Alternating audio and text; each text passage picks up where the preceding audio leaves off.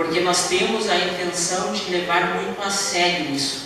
Nós temos sempre a percepção de que Deus está vindo para nos julgar. Essa é a percepção que as pessoas têm.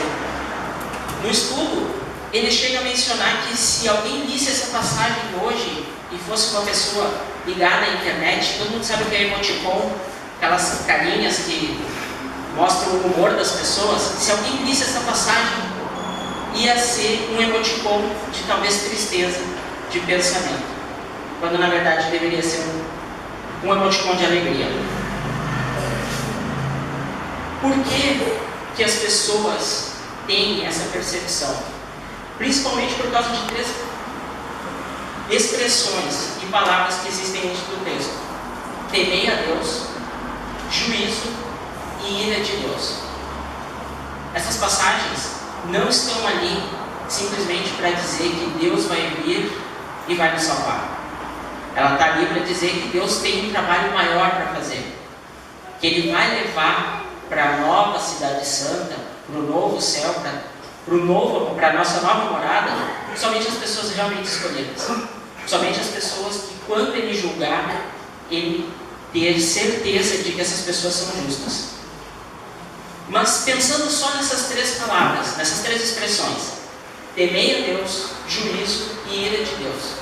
Sendo sincero com vocês, vocês pensam nessas palavras como sendo uma mensagem de alegria? Alguém aqui consegue perceber isso dessa forma? Sinceramente, eu não consigo. E esse pensamento é o que faz nós não divulgarmos essas mensagens angélicas à frente. Por quê? Porque a gente não consegue dizer para as pessoas que Deus está vindo para nos salvar. O que a gente diz para as pessoas é: olha, entra dentro da igreja, porque se tu não estiver lá, se tu não estiver fazendo o que Deus quer que tu faça, tu vai ser julgado. E tu não vai estar comigo lá no lar eterno. E como a gente tem essa percepção ruim dessa passagem, dessa mensagem, a gente não consegue chamar as pessoas para dentro da igreja. Porque como é que a gente vai dizer para as pessoas: olha, vem para a igreja porque Deus está vindo furioso. Ele vai vir para cá e Ele não quer saber. Ele vai te julgar. E a gente deveria ter esse pensamento de que Deus não está vindo furioso. Deus não está furioso com a gente. Ele mandou Jesus para cá porque Ele ama a gente. E essa é uma mensagem de esperança, é uma mensagem de amor, mas a gente não consegue perceber isso. A gente não consegue perceber isso por causa de uma coisa chamada relatividade. Quando eu contei a história aqui, no início, algumas pessoas acharam engraçado, outras não, porque é relativo de pessoa a pessoa. Tem pessoas que acharam engraçado e não riram, porque é relativo a elas também. Estar dentro da igreja não pode rir. E a teoria da relatividade é uma coisa muito engraçada, porque as pessoas têm a concepção de que nós não devemos estudar ciências, que é uma coisa errada. Nós precisamos estudar ciências. Nós só não podemos endeusar a ciência. Mas a teoria da relatividade é uma das coisas mais, dentro da ciência, uma das coisas mais religiosas que tem. Talvez muitas pessoas não saibam, mas a teoria da relatividade ela foi criada por Albert Einstein no meio da Primeira Guerra Mundial, onde os principais inimigos eram a Alemanha, o país do Einstein, e a Inglaterra, o país de um outro cientista que não desenvolveu a teoria da relatividade, mas que por causa da guerra era o único capaz de publicar a teoria do Einstein e também comprovar ela, que era o Arthur Eddington. Se não fosse por Deus, 2 países inimigos, 2 cientistas inimigos, Einstein doente, no meio da guerra, sem comunicação, se não fosse por Deus, essa teoria não teria sido escrita. E às vezes a gente acha que a ciência é uma coisa só do homem, e não é. Se não tivesse os anjos de Deus conosco, nada, a gente não ia fazer nada. E por que eu estou falando isso? A gente precisa entender um pouco sobre o significado que as palavras têm para nós. Quando a gente lê na Bíblia o Evangelho de João, o Evangelho de Mateus, A gente não presta muita atenção para saber o que é evangelho. Mas evangelho é uma palavra grega, euangelion, que significa boas notícias, boas novas. Então, quando a gente está lendo o Evangelho de João, a gente está lendo as boas novas de João. Quais são as notícias que Deus revelou para João, através de Jesus, para nós? Que cartas foram escritas aos Coríntios com boas notícias. E quando a gente começa a perceber que a gente precisa entender a relação das palavras, a gente começa a ver também que os apóstolos faziam esse tipo de referência. O apóstolo João foi um que disse que Deus não foi revelado para ninguém. Nós vamos ler essas passagens.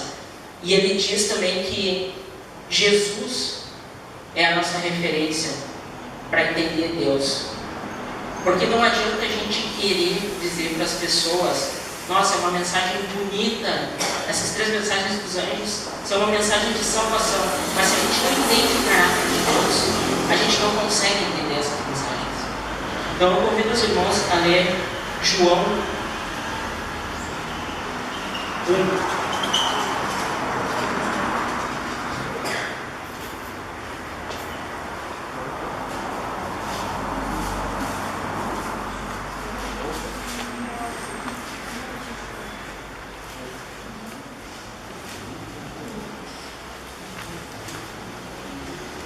Está escrito assim: a encarnação do Verbo, verso 1. No princípio era o Verbo, e o Verbo estava com Deus, e o Verbo era Deus. Verso 2. Ele estava no princípio com Deus. Verso 3. Todas as coisas foram feitas por intermédio dele, e sem ele nada do que foi feito se fez. Verso 10. O Verbo estava no mundo. O mundo foi feito por intermédio dele, mas o mundo não o conheceu. Verso 14. E o Verbo se fez carne e habitou entre nós, cheio de graça e de verdade. E vimos a sua glória, glória como do unigênito do Pai. O que essa mensagem está querendo dizer para nós? Ninguém na terra conseguiu ver o rosto de Deus. Algumas pessoas, como Moisés, falaram com as sarças ardentes. Moisés viu, quem sabe, a mão de Deus escrever os 10 mandamentos na pedra, mas nunca ninguém viu a face de Deus. Nós só vimos, nós não, mas eles viram Jesus. E Jesus é o nosso ponto de referência para poder entender Deus. Jesus é o ponto de referência para a gente poder entender o que é a palavra, o que é o verbo, o que é essa mensagem que a gente tem. Vocês não precisam me acompanhar, mas em João 12, 44, está escrito assim: e Jesus clamou dizendo: quem crê em mim, não em mim, mas naquele que me enviou, e quem me vê a mim, vê aquele que me enviou. Jesus está reforçando aquilo que João disse: vocês quando creem em mim, não acreditam em mim, acreditam em Deus, no Pai. Quando vocês me veem, vocês não me veem, vocês veem o reflexo do Pai. Mas por que a gente precisa se referenciar por Jesus?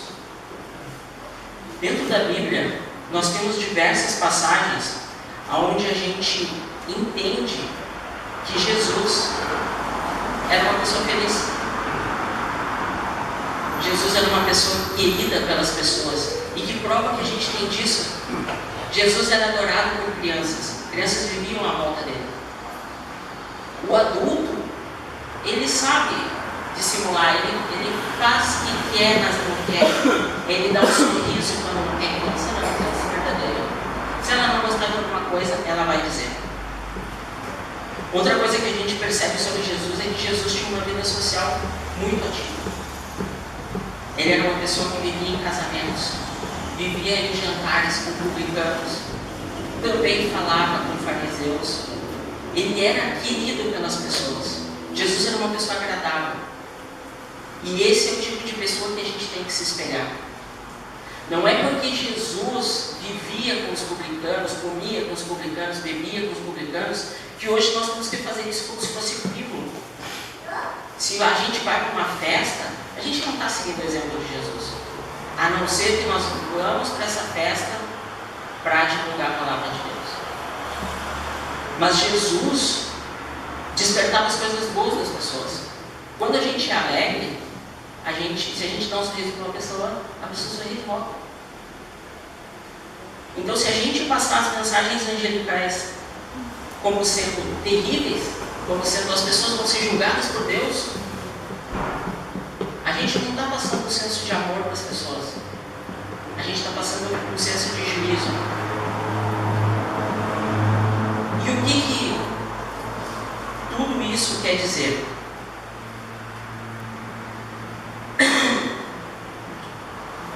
Quando a gente tem a sensação de que Deus está muito bravo, não tem por que seguir a Deus. Se Deus não é amor, como João descreveu ele, não tem por que a gente seguir Deus.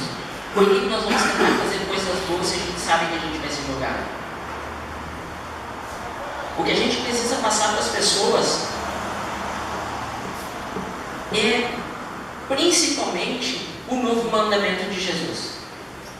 Eu costumo fazer uma brincadeira com as pessoas quando elas me perguntam quantos mandamentos tu cumpre, porque as pessoas normalmente se indignam que a gente guarda o sábado, né? E aí eu respondo para elas 11. Ah não, mas só tem 10 mandamentos.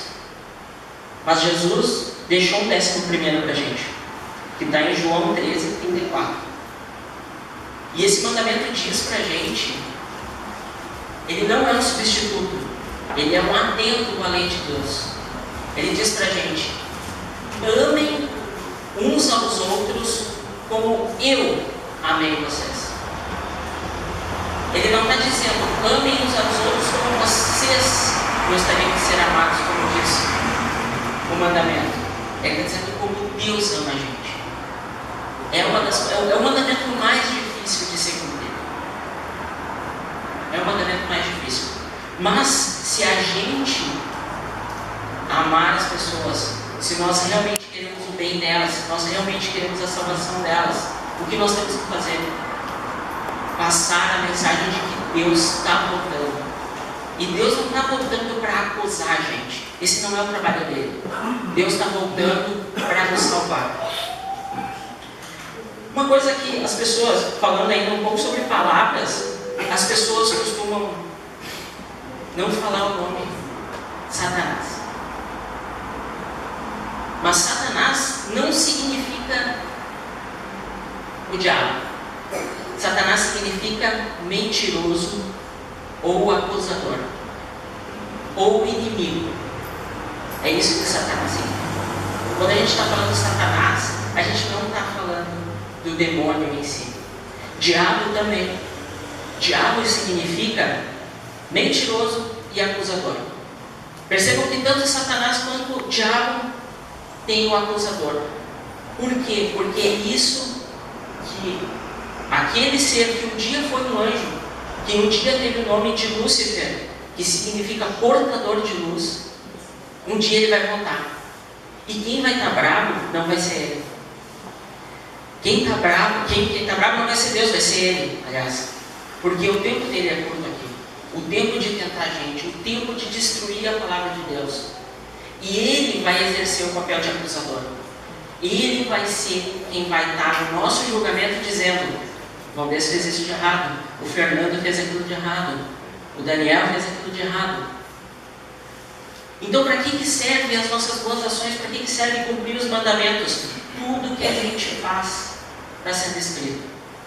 E quanto mais coisas boas nós fizermos, no sentido do que Deus acha que é bom, da justiça de Deus, mais matéria de defesa o nosso advogado tem. Todo mundo vai ter o mesmo advogado. Todo mundo vai ter Jesus Cristo como advogado. Ele vai ser o melhor advogado. Só que se a pessoa não tem matéria de defesa, ele não vai ter como defender. Se a pessoa passou a vida inteira, nunca se arrependeu de nada, judiou, matou, transgrediu todos os mandamentos, como que Jesus deve defender uma pessoa dessas? O que eu estou dizendo para vocês é que vocês não precisam dizer para as pessoas que Deus está vindo bravo. Vocês têm que dizer que Deus vai julgar a gente. Vai julgar a gente pelo nosso coração, pelas nossas atitudes, pelos nossos pensamentos. E que Jesus e Deus vêm para a terra para nos salvar. Isso é o que a gente precisa passar para as pessoas. Satanás, ele um dia foi um anjo. Segundo a mitologia angelical, Satanás foi o anjo mais bonito que Deus fez. Tanto que ele tinha o nome de portador de luz. Lúcifer era um nome muito bonito, embora a gente não ache. Foi o nome que Deus deu para ele. E Satanás não estava contente com isso. Lúcifer tentou se igualar a Deus.